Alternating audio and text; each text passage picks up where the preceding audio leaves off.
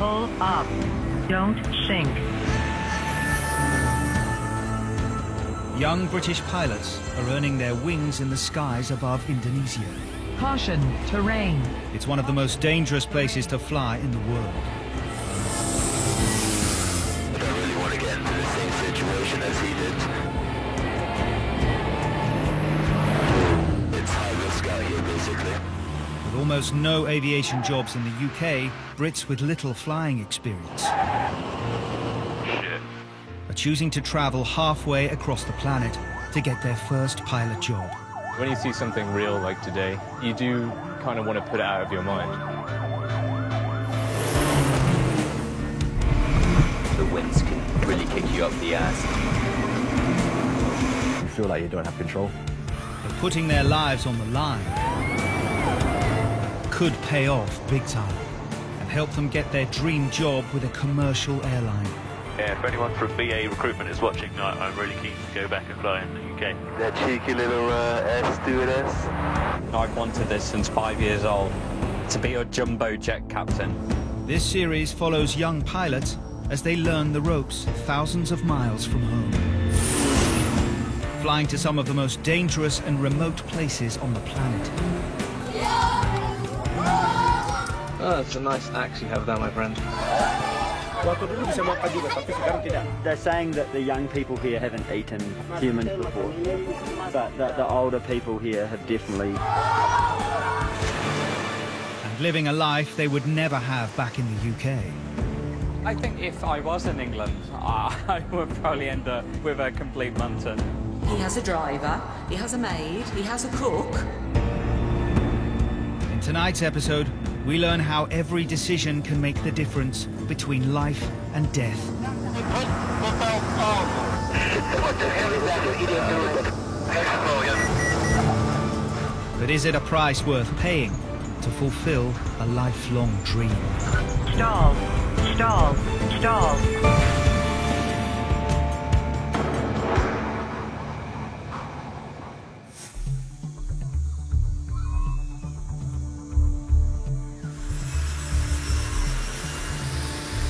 One small airline has made its name flying to some of the most hostile environments on Earth.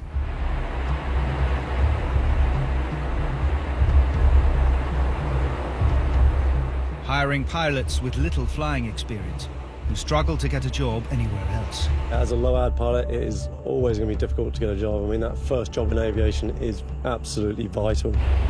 Nearly all of SusiAir's 200 pilots are expats. Many of them are British. The airline gets its name from the remarkable entrepreneur who's grown the company into a multi-million-pound business in just 10 years. I sometimes thinking I don't believe it what's happened right now and what we have right now. Starting with 2 planes, and it's now 49. With bases all across Indonesia, a sprawling country made up of over 17,000 islands. SusiAir provides a vital lifeline to some of the most remote communities on the planet. It's like stepping back 1,000 years because there's all these different mountain tribes living in the middle of nowhere, relying on just the aircraft coming in every day. Flying to places where other airlines simply don't go. The weather and terrain out here, it's some of the most challenging in the world. We're flying over a dense jungle, and there's not many emergency options. Usually the people that come out here and fly, they're not normal people, if you know what I mean. We're all adrenaline junkies. There's always something wrong with us. For the pilots, the stakes are high. Indonesia has one of the world's worst air safety records. SusiAir itself has had 3 fatal crashes in the last 3 years.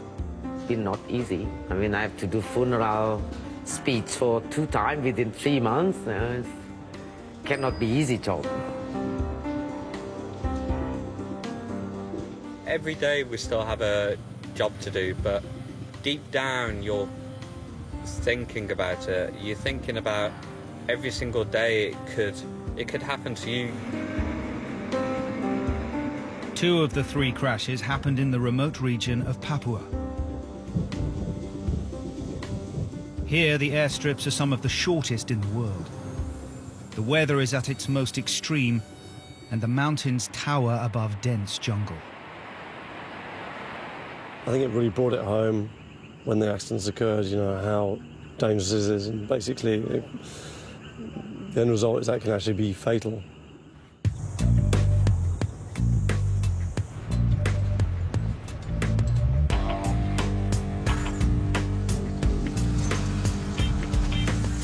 "37-year-old Captain Guy Richardson, originally from Farnham, has the responsibility of being base manager of the lowlands of Papua. It's really tricky at the moment. Got a shortage of aircraft, shortage of co-pilots and captains. Through my 20s, I did a number of different jobs. Did a couple of ski seasons. I was also a taxi driver, worked for a loft conversion company. Still didn't really capture my imagination. I think my mum used to explain me to her friends by calling me a free spirit. In 2011, Guy qualified as a pilot, but needing thousands more hours behind the controls to have any real chance of landing a job in the UK, he found himself at SusiAir. When I first got here, I was paying co-pilots off to take their days so I could go flying. I was offering them food. Yeah, I just wanted to really crack on with my career, get those hours as soon as I could so I could upgrade to captain. The end goal would then be to move on to a larger airline with jets.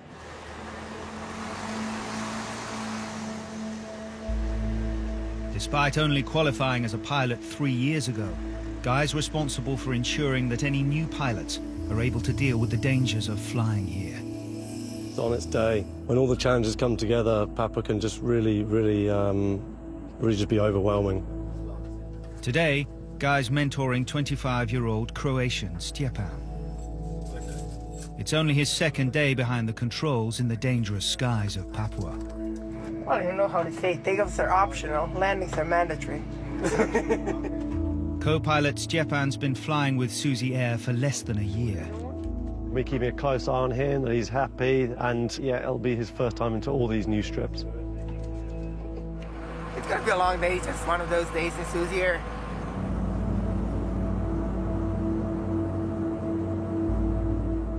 They're flying passengers from the remote island of Biak to the town of Manokwari, 130 miles away. They deal with isolated communities, which means their passengers are often unprepared for the experience. Papua is one of the most remote and definitely the most challenging places we've flown to. It's like the final frontier. 10 minutes into the flight, they hit a problem. Okay, Joel, what does he want? Water, can I give him yours? Why does he want water? I don't know, he's spilling it all over himself. He should go back, perhaps. Indonesia 6 What's wrong with it? Now, Romeo Alpha. Kembali? Kenapa now? No. Stop doing that. We don't have on our aircraft any flight attendants, obviously. I mean, we are the flight attendants, as well as the pilots, so it's a real concern when a passenger's agitated. Hang on, what's up with this guy?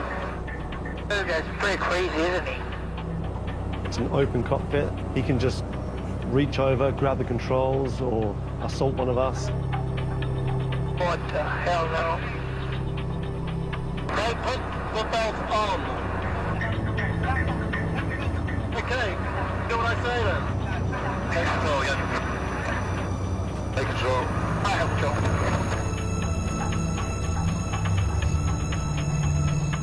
Mate, put your belt on now.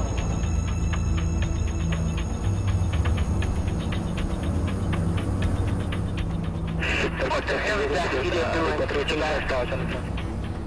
We're really worried that he's going to disturb like the other passengers or maybe assault one of them or ourselves, which would be the worst case scenario.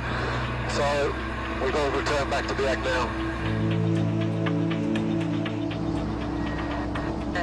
Alright, ready? Yeah. And I plan Traffic here, take shot play out. Guy has radioed ahead for airport security to be ready to deal with the situation on the ground.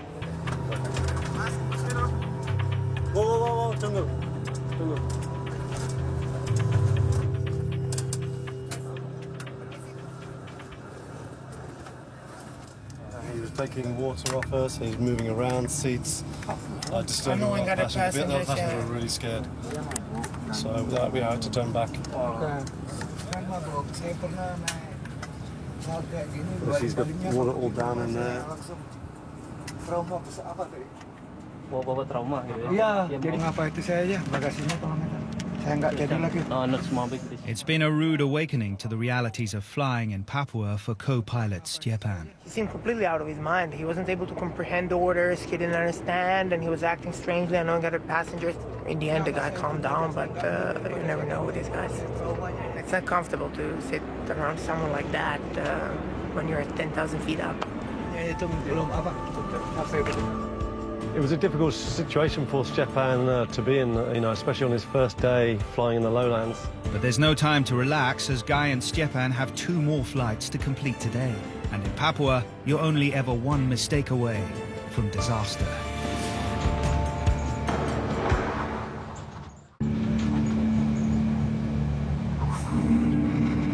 In the last 10 years, there have been 60 plane crashes in Indonesia.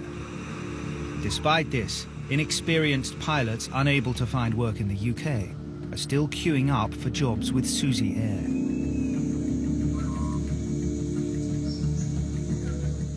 One of the newest recruits is 26-year-old Nick Holmes.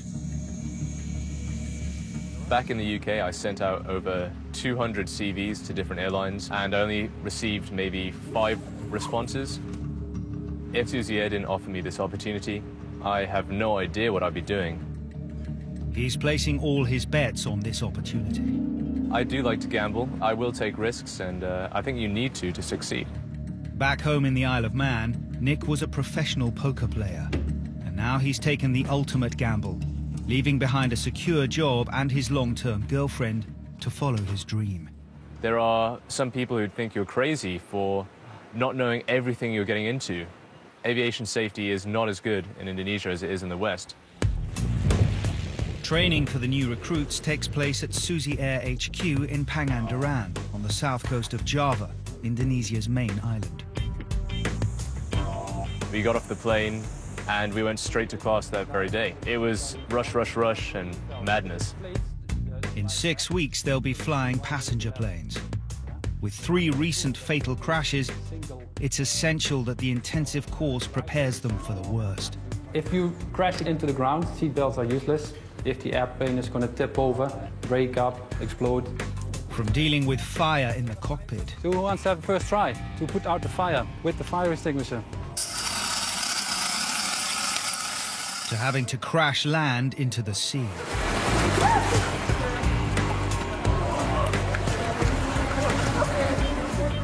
Studying very hard in the first week. We gave them all the information the first week. We put the pressure on. We failed the test, or you lost your job. One of you will be unconscious and your partner will drag you a few miles to shore. We were in the pool because Indonesia is a large archipelago and practicing just in case we ever had to ditch and how we'd survive. Especially in a place like this where you can't really be sure how long it would take for someone to come and get you.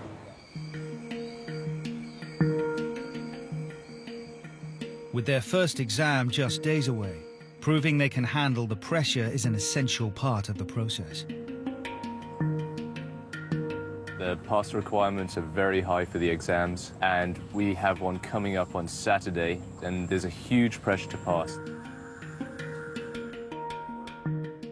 One of those battery burst circuit breakers popped. It's any circuit breaker. I think it's the Is it any of them? Yeah. I'm fine for now, but I don't know what I'm going to be like by Saturday. If Nick passes the course, he'll graduate to become a co-pilot.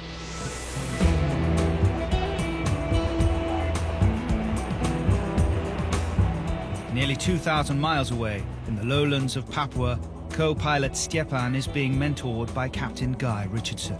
Guys, when they come out here, have definitely got to be a bit more mentally prepared. They're going to have to think about terrain, wind, all the weather before they go out flying every morning. Guy and Stjepan's home base is a dry town, so they take every opportunity they can to pick up supplies.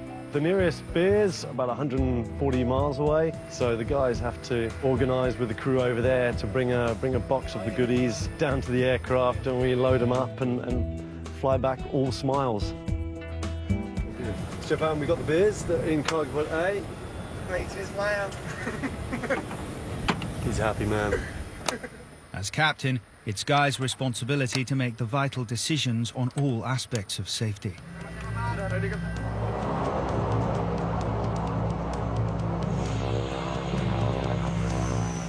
This strip is one of the shortest they fly from in the lowlands.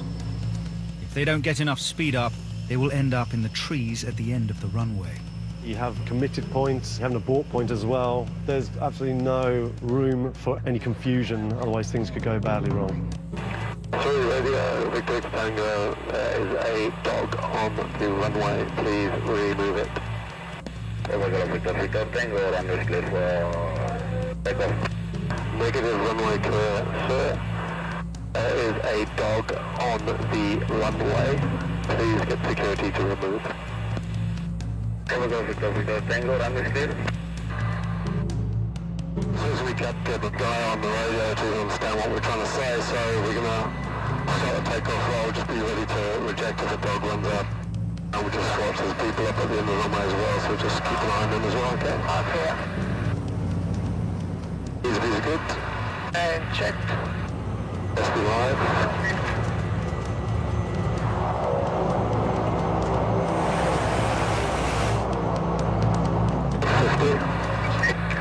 Negative.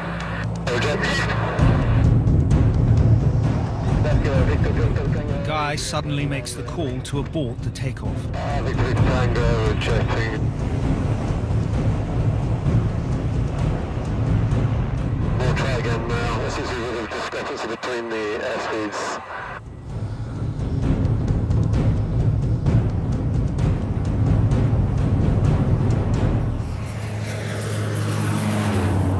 It's a safe takeoff second time around. On their first attempt, Stepan's speed dial reading differed from Guy's, and with the correct airspeed critical to a safe takeoff, he had no option but to abort. Stepan called negative at a really critical stage, and we were like another 2 seconds from rotation, so if you don't reject then, or possibly ending up in the bushes at the end of the runway. Guy's been impressed with Stepan so far. The rejected takeoff went well, didn't seem to faze him, which is really what you're looking for in a pilot out here. With 2 tricky flights already under their belt, Guy and Stepan still have the rest of the day to navigate before they can crack open the beers.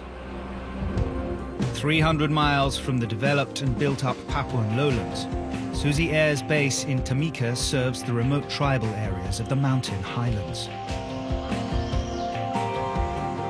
There is only one pilot based in Timika, 25-year-old British captain Sam Quinn.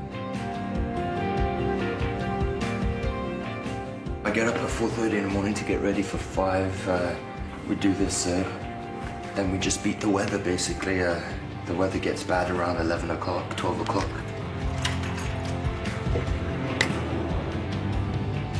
Sam went to school in Oxford and originally had a very different career in mind. I realized that school wasn't really for me, so I left at 16 and thought I wanted to be the next Gordon Ramsay and just work in the kitchen. So I worked in the kitchen for about 3 years. It was pretty difficult, working 18 hours for 2 weeks straight and just basically giving up my life. Sick of the drudgery, he swapped the kitchen for the cockpit, and now his eyes are on the ultimate goal of a job on a commercial airline. But getting on the first rung of the ladder proved no less testing. I didn't have a job for about 8 months, so I got my first job over here in Asia, and I was just happy to fly.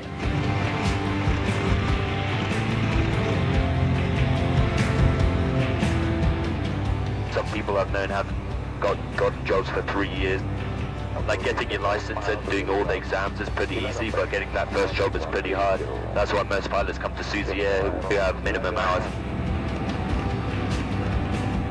I think the difference between us and commercial airline pilots is that we actually fly the machine more than they do. They rely on autopilot, and us as pilots out here, we're much more hands-on.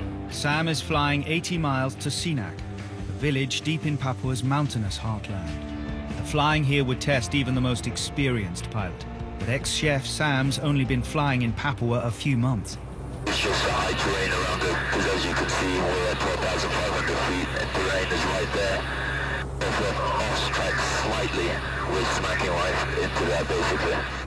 It's quite scary at first, quite daunting, because you've got all these huge mountains just surrounding you, and you're just in this small little plane, and there's nothing below you, just trees. En route, Sam is reminded of how badly things can go wrong. There's actually a wet port on the side of the mountain, and obviously being a porter pilot myself, I don't really want to get into the same situation as he did. See the fuselage, the left wing just smashed up to left, the right wing down there, and just the cockpit just demolished. Seen the crash down, I've seen the crash. Not nice seeing another porter smash into the side of the hill.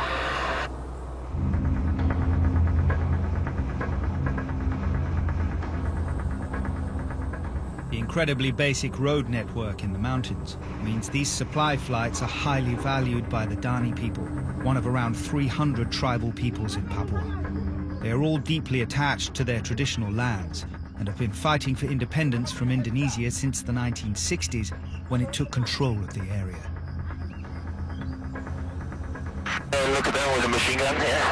So armed government guards keep watch at the airstrips.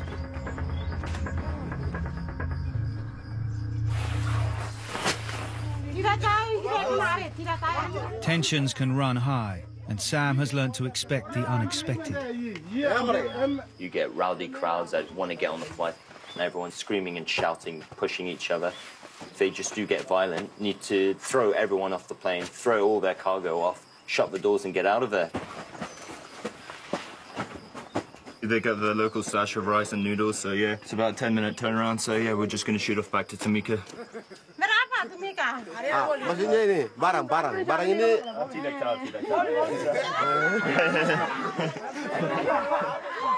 Got your parents always just asking, oh, when you're going to come home, when you're going to move back to civilization. But the move will have to wait. This is only the first flight in a long day for Sam.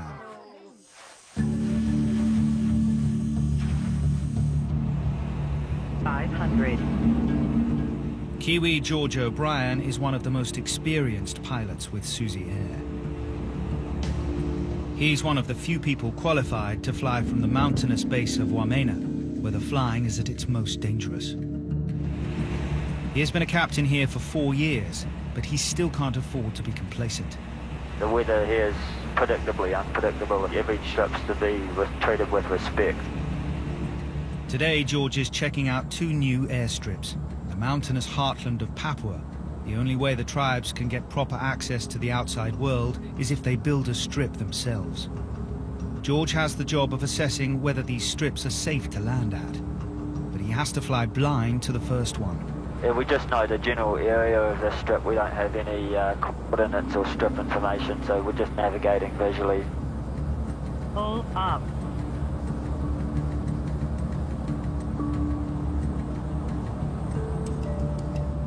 George will be the first person to land here. So he has to decide from the air if he feels confident he can land safely. Yeah, they've got a little bit of a drainage issue. We're just going to land, use the bottom section and slow down, and then it'll be a high power taxi. Only if George can complete a successful landing will the airstrip be declared open.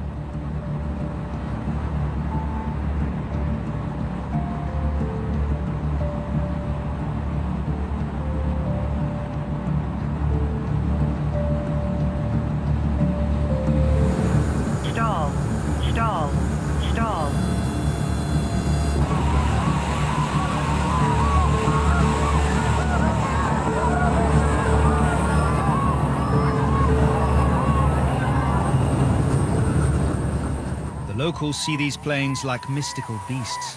They call them metal birds.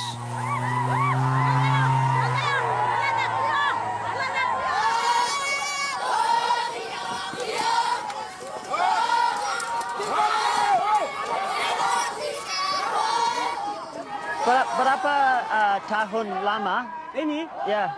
Lebih 14 tahun. 14 tahun. Tua. Yeah. They've been making this strip for 14 years, so it's a pretty big deal to see a plane land on it. Now that George has landed successfully, the airstrip will be added to the SusiAir routes. They've got nothing, you know, and now they've, you know, potentially food, building supplies, a link to the outside world. Awesome experience. It's a local tradition to present the pilots with a gift when a new airstrip opens. They don't have much food, you know, this is a huge deal, you know, to get given something like this. I feel bad accepting these in some ways, but a bit of an insult not to, you know, to take them, so yeah, just be grateful.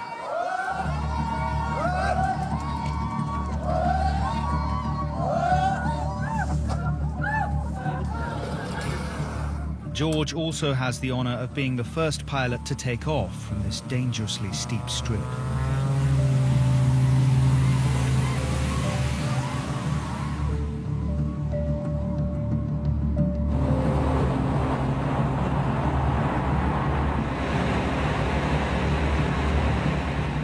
Next, George needs to check out the second new strip. The Luguat tribe who are building this one are said to have a dark past.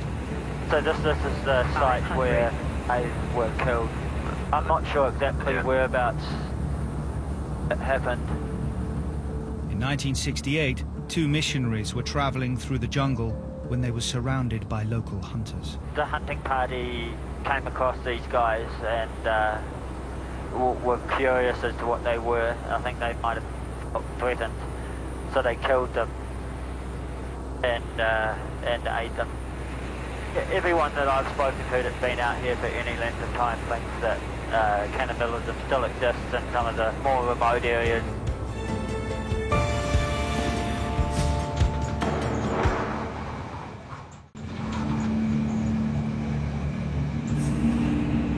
SusiAir flies to some of the most remote and dangerous airstrips in the world, providing a vital link to isolated communities.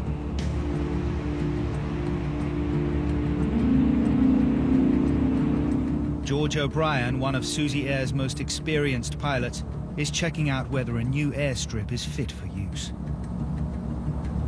The Luguat people who built it are said to have cannibalized two missionaries in the late 1960s.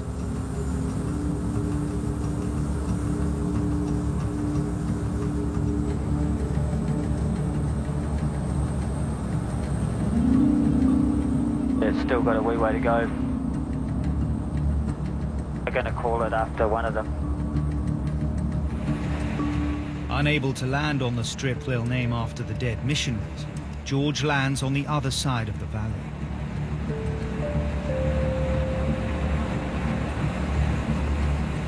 Although a day's walk away, the people who live here are part of the same tribe that killed the two men.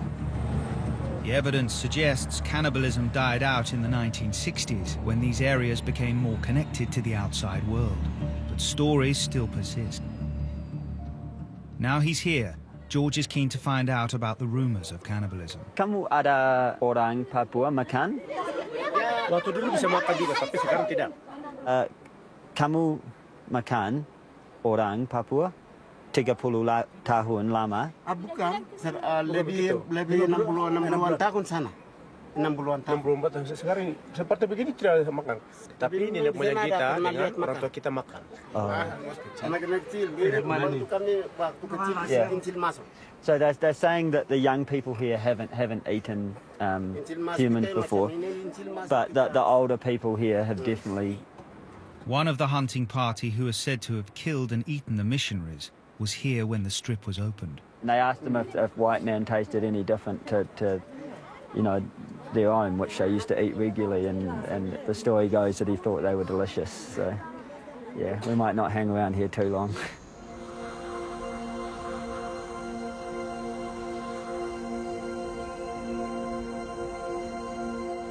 George is keen to find out more about what happened to the two missionaries. The son of one of the men still lives in a neighboring village. He was a child when his dad met a brutal end, but stayed on to continue his missionary work. So you know that your father was cannibalized after he was killed? Most definitely, both Phil and Dad were cannibalized.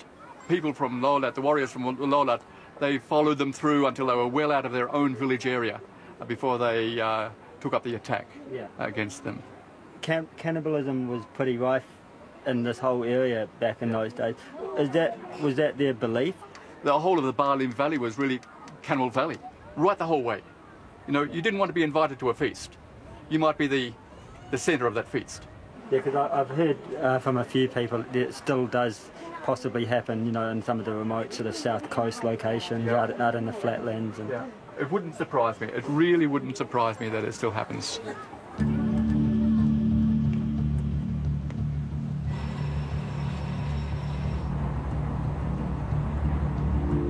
Been pretty sobering meeting Wesley. It's a bit of a reality check when you hear all these stories. It just goes to show what a different environment this is. Yeah, this place is a long way from the rest of the developed world.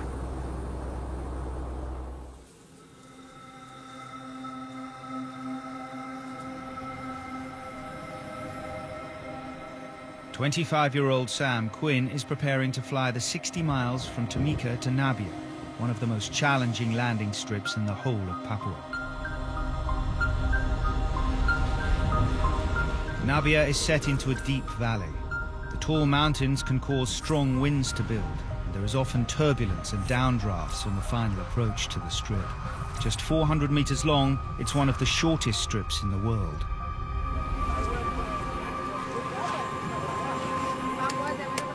The SusiAir ground crew are in charge of ensuring the planes aren't dangerously overloaded.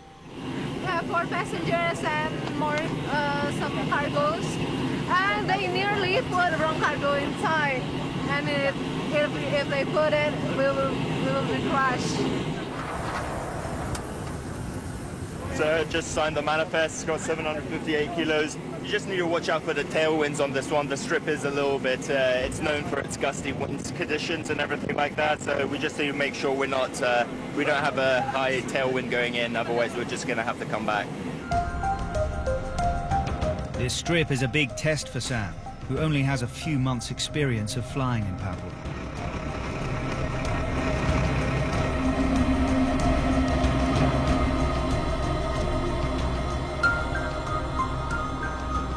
Approaching overhead the strip, I'm just going to slow down to 90 knots, just to have a good look at it.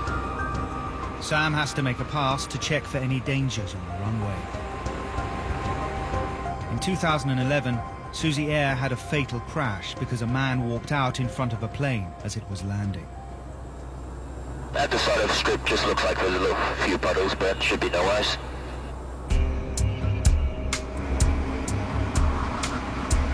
We're just going to shoot an approach. Really strong headwind here. Yeah, full power.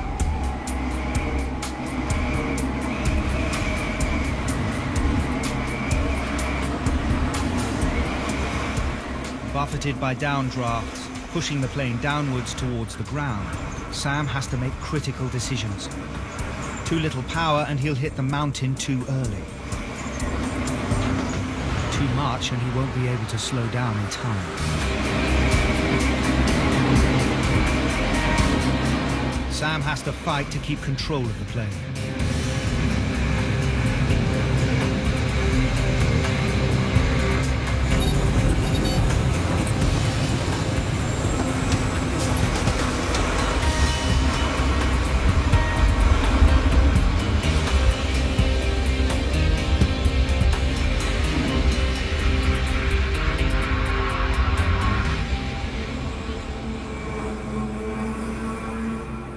It was a close call, but Sam safely delivered the passengers and the villagers' supplies.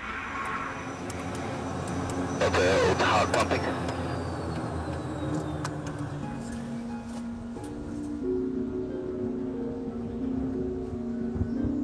You committed then? Yeah, I was committed. I couldn't turn left or basically wind just pushing us down, and I just more or less nearly had full power on there just to try and maintain altitude, and it was just kept on pushing us down and down and down. That was a bit of a sketchy one. Okay. Sam's proved himself capable of making the right call in the most testing circumstances. I had my experience now. That was probably one of the sketchiest moments I've had, really. I've only been in Papua for 3 months now, and it's just finding out these things when you're out here. It's just a steep learning curve. When the weather's really bad, I mean really bad, and it's really kicking you around, and there's no other way you can get around it. You just have to plow right through it.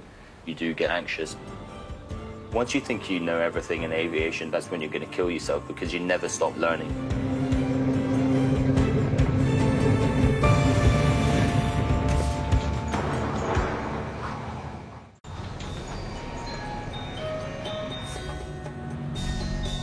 SusiAir flight school in Pangandaran, the new recruits are still 5 weeks from flying the planes. But first they have to get past a make or break exam. The sheer volume of information which we're learning is excessive for the time which we have to learn it. At the local airport, head trainer Bus is filling their heads with yet more information. Let's stick together, don't wander off. It's vital they master every element of the planes they will fly. Yeah, there are some instructions. You could read it first. It's up or down? I think it's for both. Don't you have to press? There's an arrow. And there's like a line with the pointy thing on the other side. It's down. With such small crews, they have far more to think about than a jumbo jet pilot. Clean the vomit off the floor, co-pilot job. On a few thousand hours I did, I don't think that anybody ever vomited on the caravan. We had some diarrhea cases. But there are bigger dangers for the new recruits to get their heads round.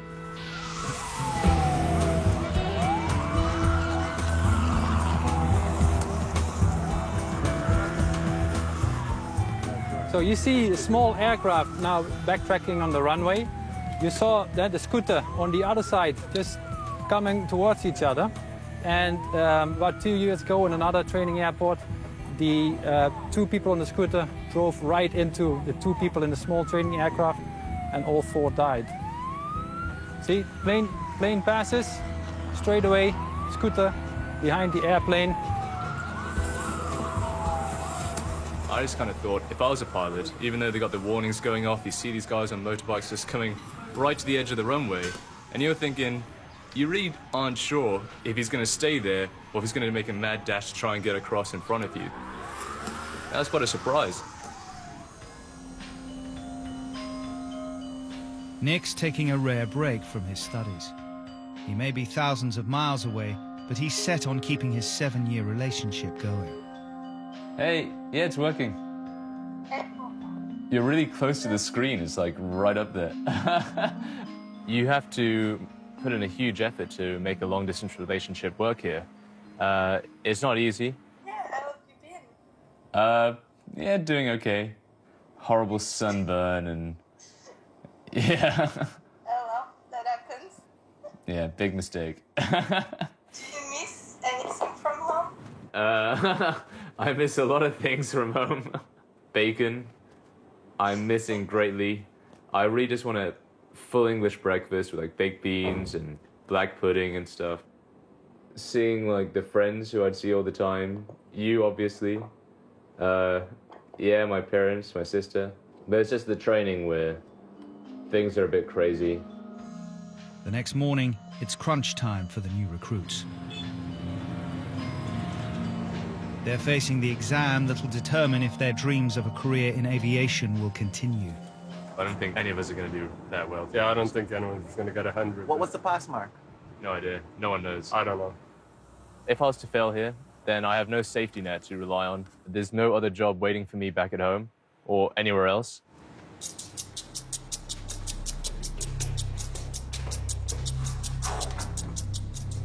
The recruits need a minimum of 80% to keep their flying dreams alive.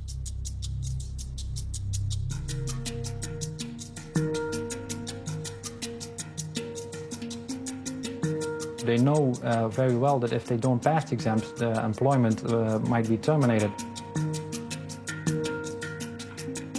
Once they submit their answers, the computer reveals how well they've done.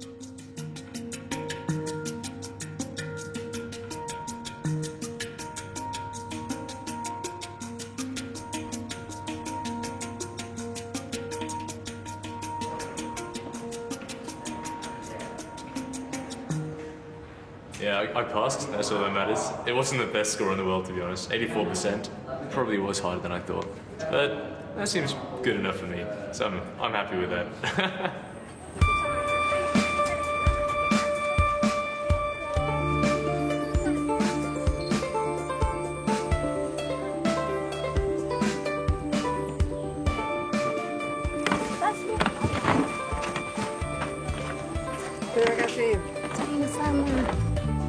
In the lowlands of Papua, it's Stjepan's last flight of the day with mentor Guy Richardson. They're flying from the remote town of Merde. The luggage wouldn't get near a flight back in the UK. What's that? It's a big knife. A big machete. Good stuff. I the machetes and guns going for dig. And yeah, check the old machetes in there. Good stuff. Fully armed.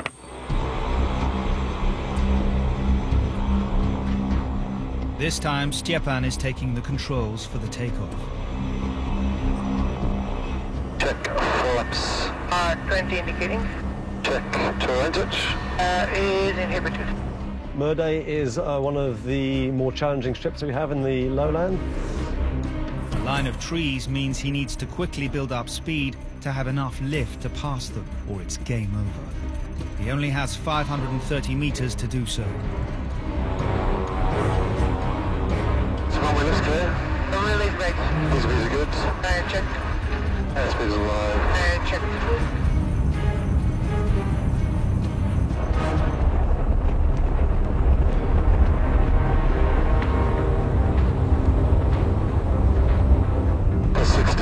Continue.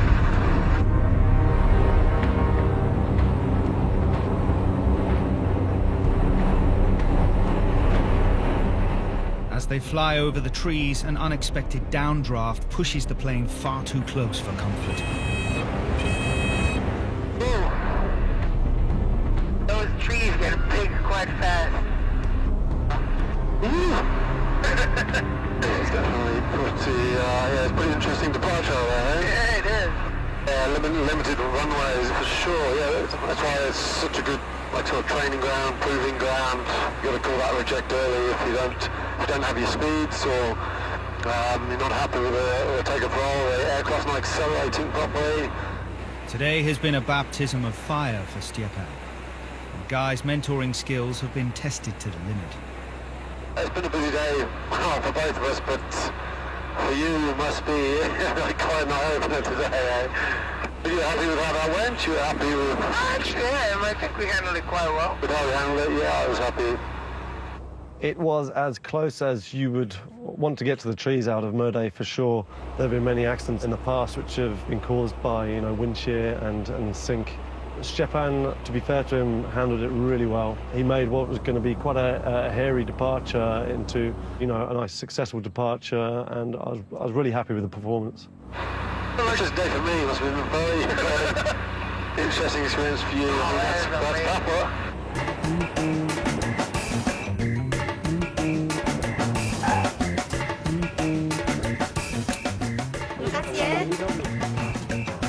End of the day, finally. It was a long, long day. Quite interesting, though. I'm pretty sure I'm experiencing Papua in all its glory. It's not just the passengers they've managed to bring home safely. I'm waiting for the captain to allow me to take the beers. Are you wanting to take them? No, I can take them. No, you can take them. I'll just monitor. Gosh, sneak these in. Guys, sneaky. With Stjepan's job in Papua looking secure, Guy's thoughts turn to his own future. I'll grab the beers, don't worry about it, Stjepan. A very difficult mental process to try and reason with how manageable, you know, all these threats are and how dangerous the place is with you know, how much you want to carry on the job and carry on flying. Deserve this for sure, buddy. Yeah. Appreciate it. Thanks, man. Good day. Thanks for today.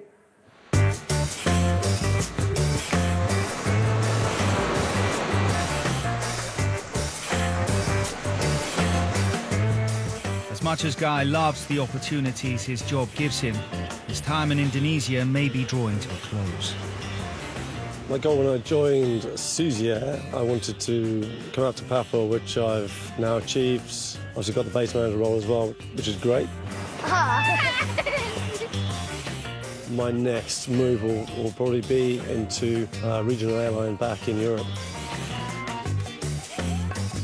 Good end to a day, just to relax, unwind, get a bit of exercise, chat the locals. Now it's home time for some food. Bye. Bye. Bye. Bye.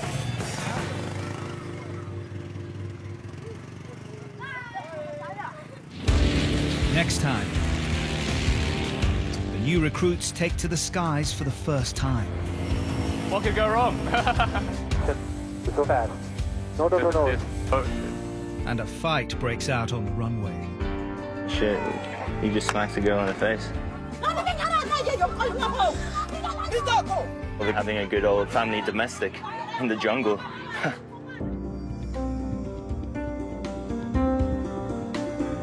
An owner and manager not on the same page. Keep with 4, we're staying at Ramsey's Hotel Hell. Next.